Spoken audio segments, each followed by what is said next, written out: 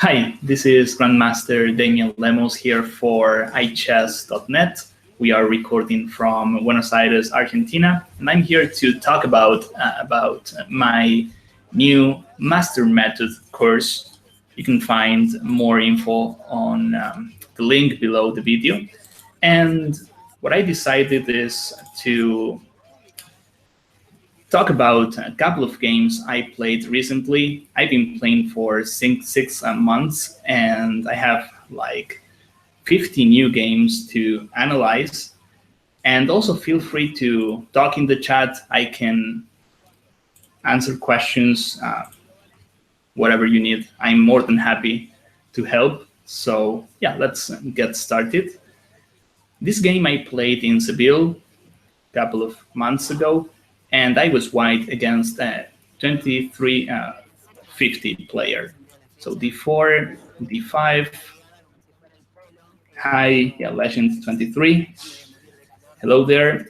So I played the Queen's Gambit, and yeah, I have this arrow because I love the Chi-Green defense for black. And actually, there's a deep dive coming soon about this. I made it myself. But nowadays, the most common reply for black is c6, the Slav defense. It is quite solid. Also, the Queen's Gambit declined with e6. And maybe the Albin counter Gambit with e5. But my opponent played at the Queen's Gambit accepted with d takes c4, and here I already had a decision to make because we have a lot of lines as white, and actually I talk a lot about this in Master Method, how to choose the right opening, even an opening line. Here I knew theory is knight f3, usually black plays knight f6, e3, e6, bishop takes. And what I knew is that at some point, as white, we have to play with the isolated pawn on d4. And honestly, I don't like playing with the isolated much. It is possible you'll find a lot of games with this line, but what I feel is if I'm black, if somehow I can block this pawn in the long run, maybe something like this, if I manage to trade pieces off, I feel black has the better endgame. Of course, we have a lot of game left before we reach an endgame here, but I don't like this line for black. I don't, for white, I mean. I don't feel comfortable as white. So I decided to play another line. Instead of playing knight f3, I played e4, which nowadays is the most fashionable move, claiming some space in the center, and black has a lot of ideas. For instance, this is one of them, knight f3, usually black plays bishop here. He's attacking a lot, so we have to play d5, knight here, bishop f4. I'm showing this line because, apart from theory, what I want to mention is sometimes we can study our openings according to our pawn structure. We see this pawn structure in Queen's Gambit accepted, in Chi-Green defense, also in the Ragozin variation. We have a lot of openings with same pawn structure, and that is why we have different ways of studying the opening. So thanks, Ashish. Thanks for the good job. So, okay, let's continue. As I was saying, we talk a lot about that in Master Method, how to pick our opening lines. We have to pick them according to our style. So I play e4, he played knight f6. This reminds me a bit of the Alekhine defense because I have to play e5, winning the tempi, knight d5, and here I played bishop takes c4. let's talk about this position a bit. Let's say I don't know any theory and I have to play this myself after bishop takes c4. The first thing I see is my d4 pawn cannot be protected by other pawns. I would call this pawn backwards, but at the same time I see I have a pawn on e5, which is quite good because since I have the e5 pawn, doesn't have that defender on f6. We know knight f6 or knight f3. They are the best defenders of the king side or the castle. So after knight b6, bishop b3, I can also play bishop d3, I guess. I believe this is the favorite move of Kramnik. I think he played this against Karyakin. Of course, queen takes d4 is not possible in view of bishop b5 check. But I prefer having the bishop on this diagonal because then we attack f7. He plays knight c6. Here I have another decision to make, whether to play knight e2 or knight f3. And I decided to play knight e2. And I'll tell you what I thought during the game. Knight f3 is also playable. I'm protecting the d4 pawn. But yeah, for some reason, this pin is annoying. If I played knight e2, after bishop here, I always have f3. And then the pin doesn't make any sense. But after knight f3, we can always consider this bishop g4. And during the game, I thought about bishop takes f7, which is a well-known tactic. King takes, knight here, check, king e8, and queen takes bishop. I saw queen takes d4, and I said, here he's likely to trade queens off. Without queens, I lose my power. I mean, I can no longer attack.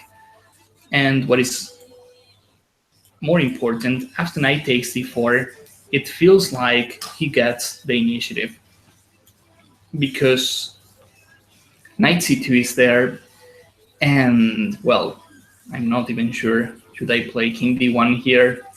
I mean, once I start asking these questions, I feel my position is worse, so I don't want to lose the initiative. And thanks for that, Nixik. Thank you so much. If you have any questions, feel free. I would love to see questions and answer. So I played knight e2.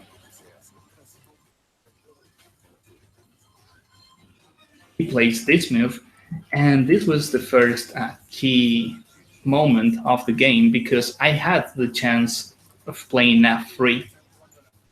In fact, this was my first idea when I played knight e2, but I played this instead. Hi, Kelly. Hello there. After knight c3, hi, Danny, as well. Hello, everyone. After knight c3, the thing is, d4 is not under attack yet. There are no tactics for black yet. And I still have the chance of playing f3 later. This is like a flexible move. He plays c6, and he has to. I mean, there's no other move. Even if he tries queen d7 plus queenside castle, f7 is hanging, so he has to play e6. And let's see here, do you ever play the Black Lion? I'm not even sure what Black Lion is. If you tell me the line, I'll tell you. And yes, this is Queen's Gambit Decepted. It is. I'll show you from the beginning if you're just joining us. Takes, I play d4, knight f6, e5, bishop takes, knight b6, bishop b3. Bishop d3 is also possible. Knight here, knight e2. knight bc3, e6, and okay, here I castle. As I said, d4 is not under attack yet, so I don't have to play f3 yet. I'll play it if required, otherwise I won't play it. And here my opponent plays queen d7. I like being flexible. I mean, if I were black, I would also play queen d7. And when I say being flexible, I'm talking about this. He can castle both sides. It's like he's not showing his cards yet.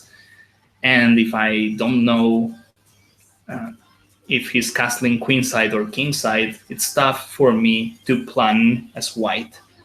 So queen d7, I like it. It would be easier for me if he plays bishop e7. Let's say I play bishop e3 and he castles. Here I like my structure. Having the pawn on e5 allows me to attack on the king side. But here I know his king is there. When he plays queen d7, it's a bit different. Hey Ben, how are you doing? So I play bishop e3. Let me see the lion. Oh, okay. Well, I play that from time to time, but I have to say I play those in blitz games because they are easy to play. But if I play that in a real game, I believe white should be better. Not winning, but he should have an advantage. So here I played bishop e3, and he queenside castles. So now I know he's got the king on the queen side. Now I can plan queenside attack. And when I play, sometimes I try analyzing from my opponent's point of view. Here, for instance, castle is what he played, but let's say as black, I want to be flexible and I play bishop e7. I know that if I castle kingside, white has attacking chances, but if I castle queenside, he can also, I mean, in this case it would be me because I'm playing white, I can also fire an attack there. Black, I don't feel entirely safe on the queen side. So it's tough. It's tough to decide. And my opponent, queenside castles, now he's got some pressure on the d file, especially the d4 pawn. And I also believe he can try a move like knight a5 and knight c4. It smells that as white I have to play f3 as soon as possible because otherwise this pin is a bit annoying. In fact, the first move I analyzed here was queen d2, which is the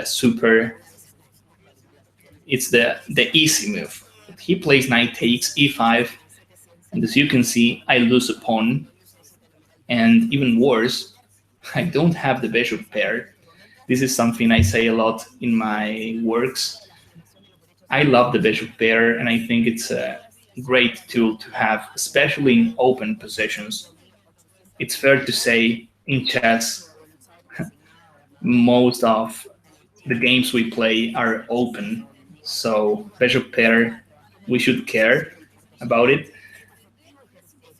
And that's why f3 is a move I considered.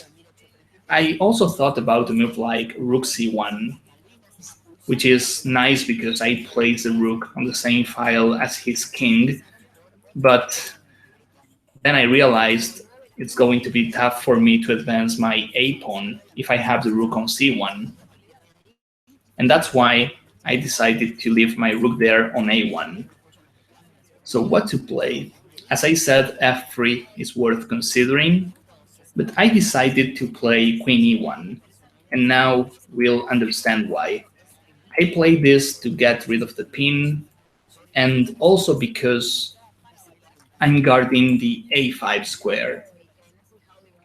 I have to admit I knew the idea beforehand, and that makes your play easier. Of course, I can find queen e1 on board during the game, but that would take a lot of energy, and I can use this time later in the game. Let me see. I have a question here. Okay, can you answer how are you training your chess? Well, yeah, I can tell, and I talk about this a lot in master method as well. I I like analyzing a lot of games, um, classics, of course, recent games as well. And during my, I mean, how would be my training session?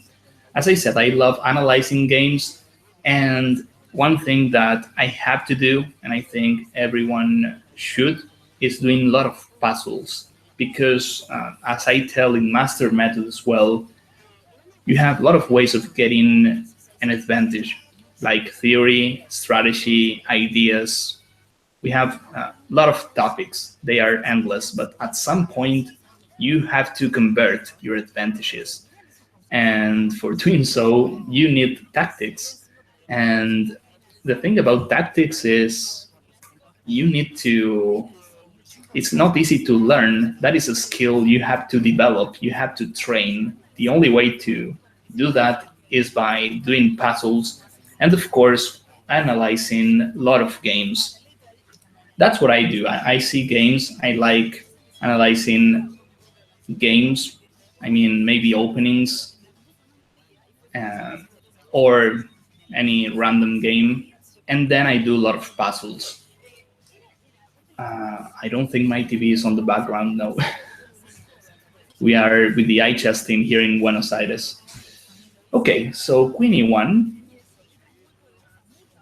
My opponent decides to play Bishop E7, and here's the thing: if he played Knight A5, maybe I can consider a move like Knight E4, or even F3 first to avoid any trick, and then after Knight E4, I attack the knight on A5, and this was my idea. If he takes on B3, I can always take, and despite having a weak pawn structure, my rook on A1 is already playing, and I'll have some tricks. In fact, we'll see something like this in the game as well. So Bishop E7, my opponent goes for a solid line. You're welcome. You're welcome. So after Bishop E7, let me see. I have another question. My online chess rating is about okay, and I'm not a pro. Well, in order to develop your game, as I said, I think anyone can benefit from analyzing games and, of course, doing a lot of puzzles because you have to train tactics. I think that will move forward. It will move you forward as a chess player.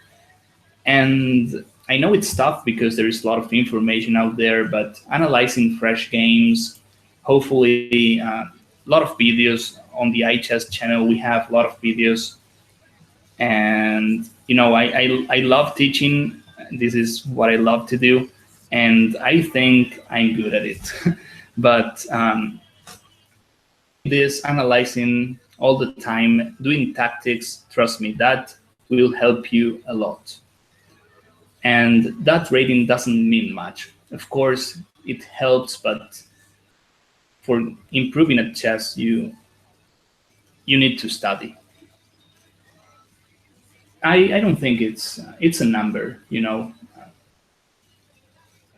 No problem. You're welcome. And another thing I believe is that in order to get better at chess, you need to spend a lot of time, and it's an investment you have to make. When I do this series, it's based on my experience because I was a club player once, and I had to train myself for years. So I can tell the road is tough. But I also try selecting the material. I try making it easier for you because it took me years to improve. and you gotta invest time, but maybe if you make the right time investment, you'll improve faster. And the last game I analyzed is it's a game of myself. This is what we are analyzing. I played this in Seville against 2300, 2350. So here I played this key move, and notice I didn't play f3 at all. I'm 27. I'm 27. So after this, the thing is, the bishop is kind of trapped there, and even if he takes on d4, I can try trapping that bishop. Here my opponent spent more than 30 minutes thinking about his move, and the thing is, if he plays a quiet move like king b8, then I can just grab that bishop. Maybe I cannot take it. I mean, I cannot win the bishop, but I get the bishop pair. I can win the pawn on f7. Maybe this move first. I have the bishop pair plus, let's say, an extra pawn because these two guys are double up. So big advantage for me.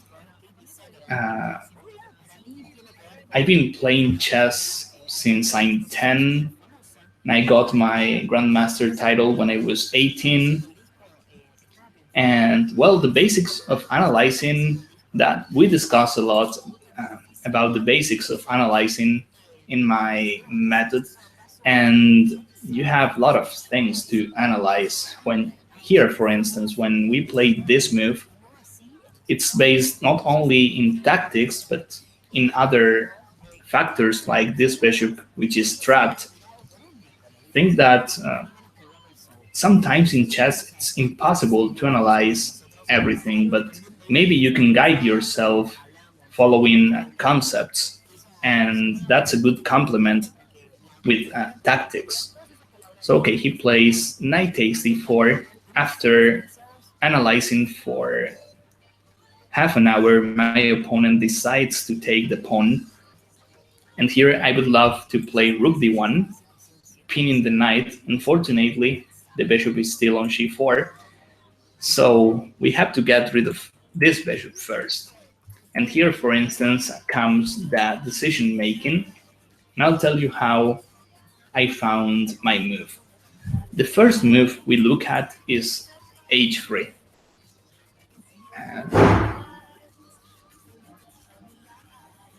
Okay, I'm sorry if you have any sound issues. We'll try to fix that. So h3 is the first move I look at. How can we improve our positional chess? Well, we have an entire chapter on master method on how to improve our positional skills, and it's tough too. It's similar to what I said regarding tactics. The thing with positional chess is that it's not obvious how to play sometimes. When you have tactics like here, you say, okay, rook d1, I attack the knight, maybe I get rid of this bishop, and then I attack the knight. It's like visible. But when it comes to positional chess, it's tough to know because it's a long-term thing. The best way to improve your positional chess is analyzing games from positional monsters, and that's what we do in master method. It's another skill we have to develop to move forward as a chess player. So here, I considered this h3 move, but I also thought about the resources my opponent may have. For instance, this bishop takes h3. If I take, he plays knight f3, and I'm dead. Of course, I lose my queen. Maybe bishop takes d4, and somehow I keep my extra piece. But after seeing bishop takes and knight f3 check, I also saw this knight f3 here after pawn takes, which is the only move. I'm sorry about that chess-based sound. It happens from time to time. I don't know why. Okay, so pawn takes, bishop takes, h3, and he gets the rook for 2 pieces. But the issue is my king is too weak, and what's more important, he has the initiative now. I don't like playing without the initiative.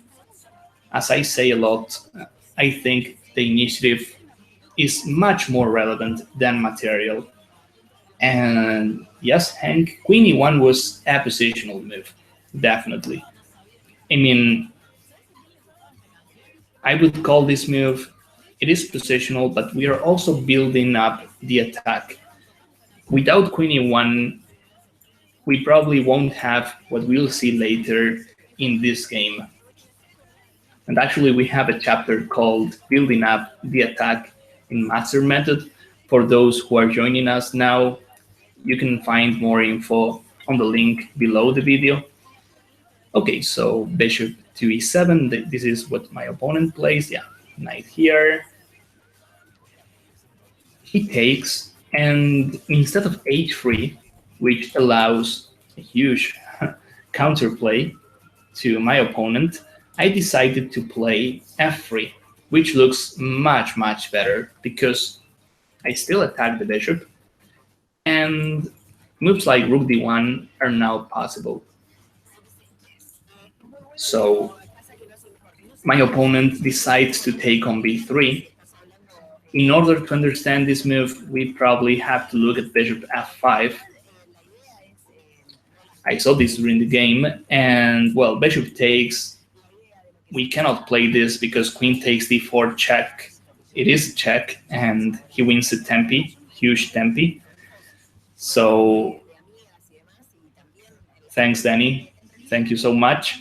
If you have questions, please feel free. I love answering. So after bishop f5, I cannot take on d4. I can play something like rook d1, of course. And then if he plays bishop c5, the problem is I can basically continue with the pin as white and black cannot unpin. It's tough to defend the piece with another piece. This is a general concept. I always remember I prefer defending something with a pawn.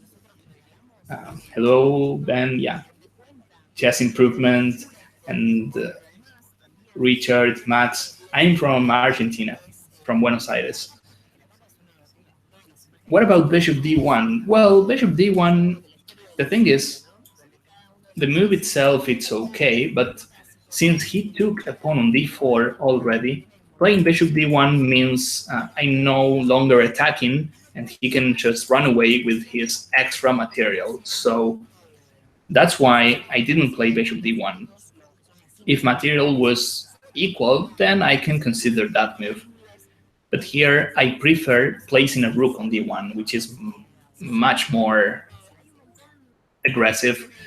And if he plays c5, pawn on c5, yeah, rook f2 would be possible maybe if he plays bishop c5. Doubling up this way is worth considering. Maybe something like this, and then I play queen f2.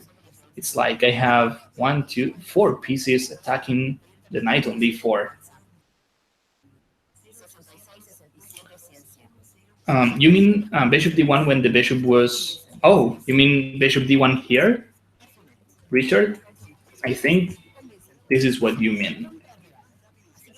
Yeah, and if knight takes d4, we got some tricks, because now bishops are facing each other, and I win a piece. Well, the thing with bishop d1, it's a good move if we talk about defending the d4 pawn, but I'm afraid he can jump to c4. I mean, he's not winning, it's not a big deal, but maybe we lose a bit of initiative. But bishop d1, it is playable. When I played this knight g3, it's because I saw that sacrificing on d4 was playable, and in fact risky for black. Hello, Jacob, how are you doing? So bishop f5. rook and d1. Well, we got news here about the Euros Championship. In fact, I played Maplakov when we were kids, when we were 12. It was a draw, and he was already a 2400. It was quite a strong player. So congratulations for him. So after rook d1, we were analyzing this c5. And here I like taking his bishop. I like this because he has only move. When your opponent has only moves, that means your variation is probably right. And here I found a nice resource. I mean, this was not played in the game. This is what I saw. And here e6. He cannot take with the knight. He cannot take with the queen. If he moves the queen somewhere, I can just take on f7, and I have a passer. And if pawn takes, we have bishop takes d4. And then, of course, after pawn takes, bishop takes e6, and we are just crashing. So we have new questions. Knight bd2 at what move? And how to play the closed Sicilian? Well, that's a huge question. All I can tell to guide yourself is that against the closed Sicilian, let me do this just real quick. It is a different opening, but let's see. Let's see quickly here. Knight c3. What I like for black is to play this, and then to play with e6, knight e7, and hopefully one day knight d4. I love playing openings according to schemes and knowing the ideas. I mean, not remembering much theory. If you can remember move by move, that's okay, but it is much, much better if you remember the plans. Here, for instance, black is focusing on a queenside attack one day. And we talk a lot about how to choose your openings in Master Method. In fact, there is a chapter called Ideas Behind the Openings. Thank you, Jacob. Yeah, this is my second webinar, so hopefully we have much, much more. So let's come back to our game. So bishop here, knight c3. I played this move. We have a lot of arrows as well. Knight there, knight takes c4, f3. And my opponent decides to take on b3. You're welcome, Devish. You're welcome. So knight takes b3. Because as we said, if bishop here, rook d1, it looks like black is in a tough spot. So knight takes b3. Well, this is weird because after pawn takes, it looks like we are about to mate him, to be honest. After rook takes a7, his king is open. He plays bishop f5, which happens to be the only move. And once more, I have a huge decision to make because we have a lot of options. And when you have a lot of options, it is a bit dangerous. I mean, it is easy to make a mistake, and it's tough to decide which one is the best move to continue. Here, for instance, the first move I analyzed was bishop takes b6, because if he takes with the a pawn, it is too funny. I mean, I have this mate. Of course, my opponent was taking with c pawn, and despite opening his queen side, he's got the bishop pair, and rook a8 is no longer a threat. I mean, he has king c7, and he's just fine. In fact, bishop d3, this looks too risky. We talk about a lot about the power of the bishop pair. Yeah, and Simon says, yeah, that happens a lot when we have opposite castles. Usually the side who arrives first Here, I feel white is arriving first on the queen side. Usually that side is the successful one. But if we fail, then black has counterplay as well. In this case, I believe his counterplay is in the center. I wouldn't say his counterplay is on the king side yet. He's far away from pushing those pawns, but who knows. And Jacob, let's see. I have a question on rook placement. Any tips on rook placement? Well, I think that is related to positional stuff, and it's tough to give tips there, but I think in this game, for instance, we have one. When I played queen e1 here, if I have to say about placing rooks, I would tell rook c1 is the best move because we place the rook on the same file as his king, and it's okay. It's a good move.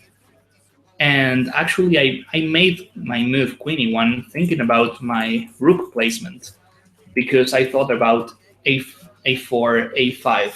So my tip would be when you place your rook somewhere, you have to think about your long-term plan as well.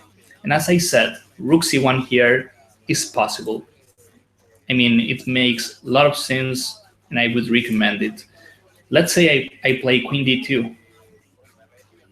We said knight takes e5, black wins the pawn, but let's forget for a second knight takes e5 is possible. I want to talk about rook placement a bit to answer Simon's question.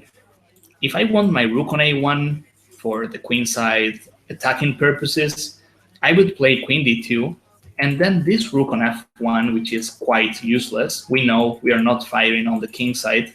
We are not doing that. Maybe I can place rook fc1. I can play this, and the other rook on a1 is already playing. I mean, this would, in this position, answer your rook placement question. Of course, each position is different, and it's tough to follow a rule, but after analyzing a lot of games, you get a better feeling of how to place your rooks. That's all I can say. And do you prefer close or open positions? It depends. I mean, it depends on the opening you're playing. It depends whether you have bishops or knights. The concept we know is that for closed positions, we prefer knights, and for open positions, we prefer bishops. And yeah, here it's true. The weaknesses, they have to be exploited. Here, d4 happens to be a weakness, but there's no way black can exploit it. In fact, well, he can take it, but let's say we play in a super solid way with f3 plus rook d1. There is zero chance black takes the d4 pawn. And in fact, our weakness, sometimes it can be a fortress or a strong point. Here, for instance, if I manage to play d5 as white, I would be crushing because bishop e3 plus bishop b3, they are both playing. So let me see, we have another question here. Okay. Yeah, I think little details. And what I feel is, as I say, you have a lot of information out there. There's a lot, and it's tough to decide what's good and what's not. What I try doing as a coach, and I tell this from my personal experience, I try saying what I think all the time. Those things you cannot find in a book, for instance. It is tough. And I share my thinking process. And I think my students learn a lot from listening to me, how I think, and how I make my decisions. Decision making is probably one of the more difficult tasks in chess. So let's go back to our game. It is amazing the amount of things we can learn from analyzing a single game. We even said things about rook placement, which I haven't analyzed much in this specific game. So pawn takes, now we are ready to take on a7. And as I was saying, in this position, after bishop f5, if I take, then he takes with the c pawn, and I don't feel my attack is that powerful. In fact, he's got the bishop pair. So I also thought about rook takes a7, and after king b8, I said queen a1, and I have a little trick here, playing rook a8. If he plays, let's say, h6, I have this, and after knight takes, queen a7, and it's mate.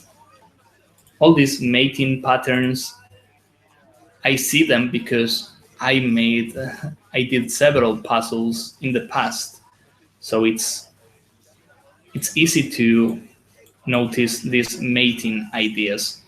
And we talk about this in master method as well.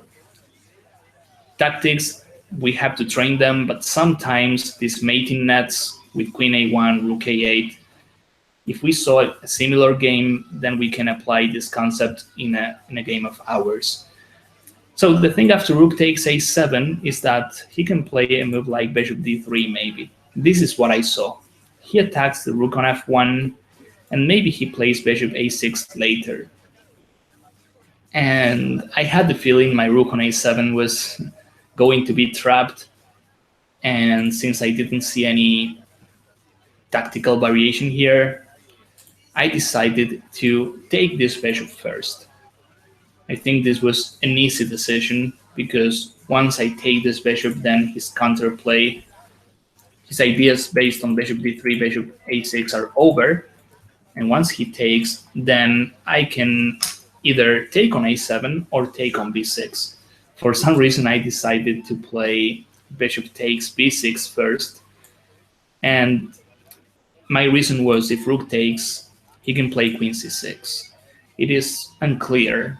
I mean, his king is open, but at the same time, he's trying to trade a lot of pieces off, and I didn't see any mates. So that's why I took his knight. And also, if I take, I make sure his king, his queen side is broken. Of course, pawn takes, we have the funny mate once more, and well, he has to take on b6. Well, we have a lot of materials. Of course, I would love to say my course is good for tactical improvement, but that is something you have to tell. Hopefully, if you see it, you'll enjoy it. And puzzles, you can find puzzles everywhere. Even if you analyze a random game, you can just try finding the moves yourself. That is the best way to improve. So after c takes, I played rook takes a7, bishop c5 check. This move is required because he has to close the c file somehow.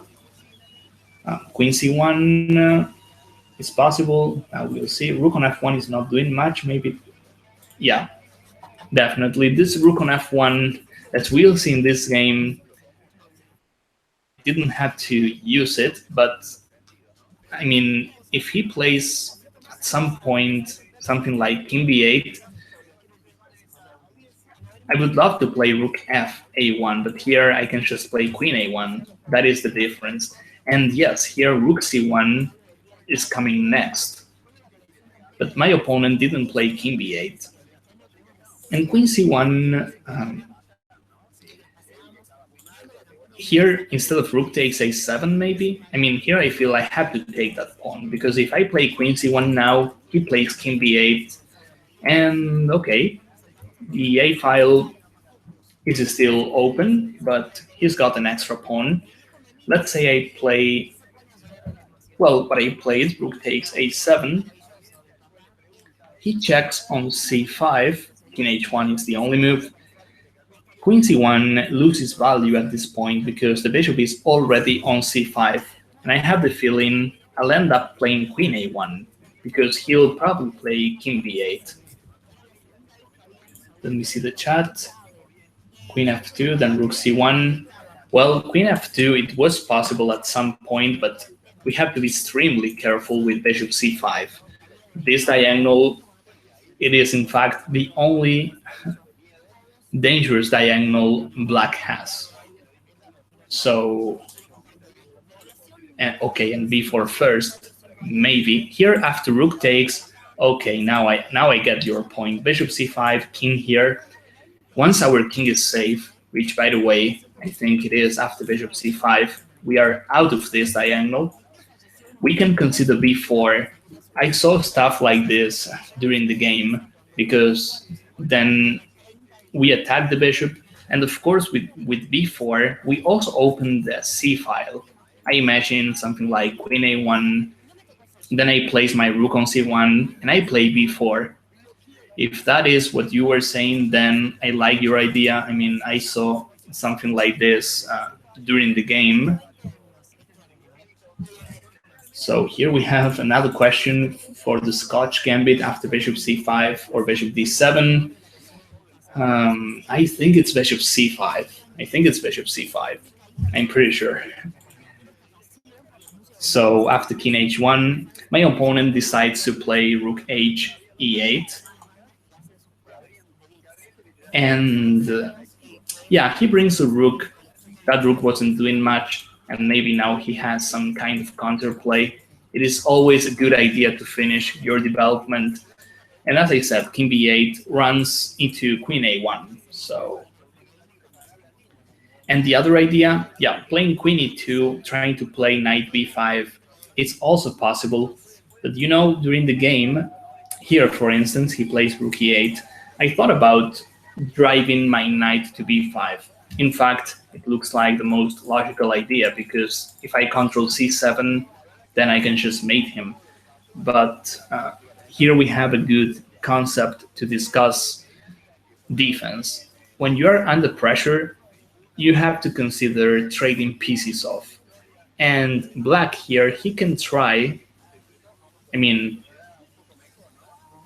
maybe he can play something like queen d3 or queen d2.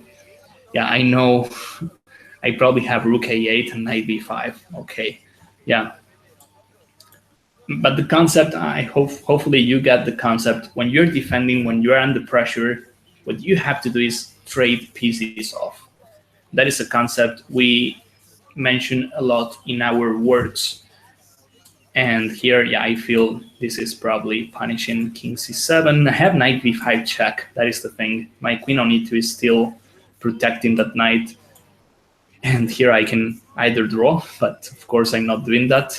I can play this. And then, oh, okay, if knight a7, king d7, he's still defending rook e8. But I have to say this should be winning. I have an extra exchange. Yeah. So, well, maybe queen e2 is worth considering because, I mean, if queen d3, which is the most logical move in the world, if this is not working, then I have to say queen e2 is worth a try. Of course, this is the big threat. And if king here, rook a1. Once more, I'm sorry about that chess face sound. It's tough to get rid of it. I think at this point it's a bit funny too. But okay, queen e2. Well, why didn't I play queen e2? Wow. You guys have to help me a bit here. Is there any defense for black? Well, there's one I see, but it's a bit, I mean, my opponent has to find this move. What about queen c6? I know this looks fishy. It looks like a rookie move, but my king is running away to safety somehow. If I get that, then I'm okay as black. I didn't play queen e2, which is worth considering, because I was too tempted to play this move. I'm attacking that pawn on g7, but I don't think I want to take it because I'm not interested in opening that position. What I want to do is attack on the queen side, and this diagonal is key. For instance, if he plays a nonsense move like h6, I play rook a8 check, king here, and I have e6 check. If queen d6, knight b5. This was my main idea, but of course he can try stopping it, and he plays queen d3. We have to be extremely careful about the first rank. If I had the chance, I would have played a move like h3 or h4, well, possibly h3, a bit solid. I prefer the solid move. But my king has an escaping square, but I didn't have the chance to do so. So our first rank is a bit weak, and we have to be careful. Maybe I can play a move like rook f a1. There's no mate on d1 yet. Everything is under control. But what I decided to do here is to waste the tempi with rook a8 check. The thing is, if he moves the king to d7, I'll just trade, and I'll play rook d1 next, winning the queen. And if he plays king c7, then my idea is to go back to a1. I can also consider e6 check, but I can keep that move to myself for a better spot. And after wasting a tempi with rook a8, rook a1, his king is in a terrible spot on c7. Now e6 happens to be a threat. b4, as you suggested before, maybe rook c1, rook e6. Let's take a look, maybe. Something like this. Well, this is like the move to stop white from playing e6. Maybe. I mean, rook a8, yeah, king c7, right? Somehow he's still defending. I'm a bit concerned. Apart from this pawn, maybe I'll take it. I mean, it's a pawn after all. After rook takes, I'm afraid you have to play king takes d8 and rook d1. It looks like, yeah, you're losing material. Bishop d4 maybe, but that's not for a long time. Queen h4, and I grab the bishop. And if you take with the queen, my knight is already joining the party, and queen takes there as well. I think a move like b4 is going to be strong as well. Now there's no rook on d8. Yeah, so rook e6 was a good try, and I think this works if I take the pawn, because then you get a lot of counterplay by means of rook g6. But yeah, if I play what I said, I feel white is winning. And okay, we have more questions. What opening with d4 do you suggest? Well, for white or for black? Actually, nowadays you can play a lot of things as black. If you know the ideas, you'll get a good game. I believe the game is won in the middle game or end game. Opening-wise, nowadays, we have a lot of theory, and I think black is equalizing most of the times. And I'm a d4 player. I mean, I play both, but I prefer playing d4. It's a matter of taste. You get good positions with both. Even if you play c4 at move 1, the English, you get very good positional battles. So after rook takes, let me just show you how this game finished. Unfortunately, we are running out of time, but we'll have much more webinars. I really like doing this with you guys. What I said here is queen d3.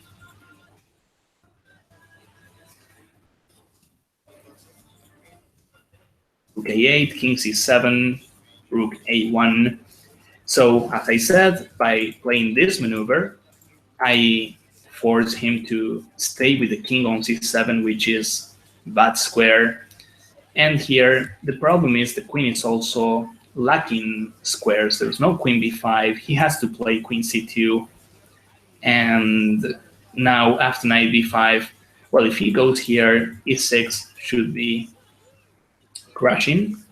King c8, I play rook a8 mate, and he has to play king c6. At this point, I was already happy because worst scenario, I can just repeat with knight b5. But of course, I want to go for more, and I played e6. I was lucky to see all these variations beforehand, before playing queen g3. And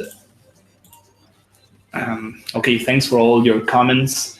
Benko, Dutch, they are both playable, tough to tell. And as Max says, yeah, taking on d4, it was risky. But if he plays anything else, he was having issues with his bishop on g4. So here after e6, no matter how he covers the check on d6, I play knight b5. Okay, he plays this, check, king c6. And here, with knight b4 check, it's fair to say I was winning quite easily, but I calculated till the end, and I decided rook takes d6 is faster. If rook takes this, and I should be able to mate him, I saw queen d7 or queen d3, okay, and this. And if king b4, we have a nice picture here with rook a4. And what happened in the game, which actually it was played till the mate, he played king takes, queen e5, queen here, queen e2, king b4. Well, if rook a4 check, he takes on b3. So I decided to take on b6, and after queen takes, queen c4 mate. So I really like this game. It was, yeah, and does the grand prize attack always work? I'm not sure about what the grand prize attack is, but if I wasn't able to answer all your questions, you can find me too on Facebook, my email, gmdamianlemos@gmail.com. And remember,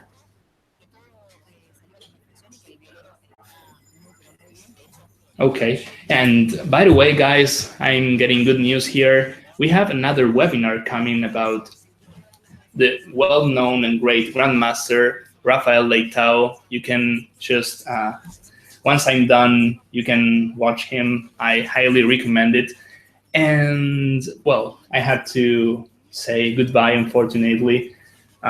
Check out my master method if you want. I did a lot of efforts to get this done, and of course I would love to do another webinar with you guys. I really enjoyed it. So thank you, and I'll see you in my next webinar. Bye.